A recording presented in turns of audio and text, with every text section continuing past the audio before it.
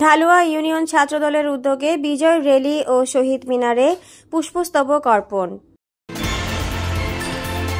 আপনারা দেখছেন সিএসটিভি, আমরা জনতার কথা বলি।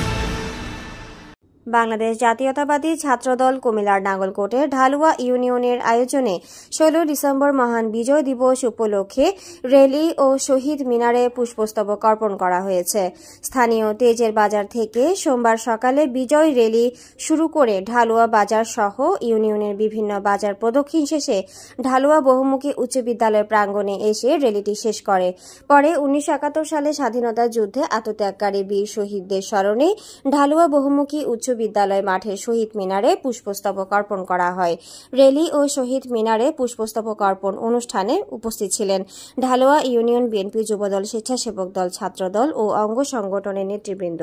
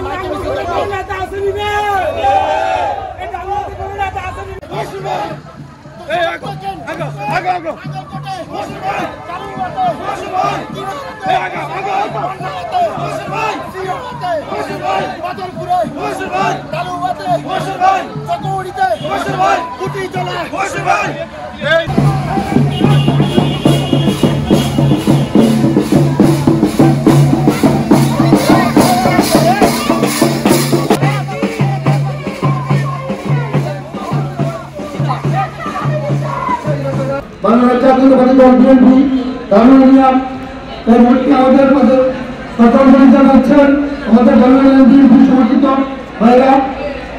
আমরা তাদেরকে কলকাতার মাধ্যমে স্বাগত জানাবো। আমরা তাদেরকে আমাদের ঢালুয়া বিএনপিকে আমরা ছাত্রদল যুবদল তাদেরকে স্বাগত জানাবো। কলকাতার মাধ্যমে তাদেরকে আমরা স্বাগত জানাবো।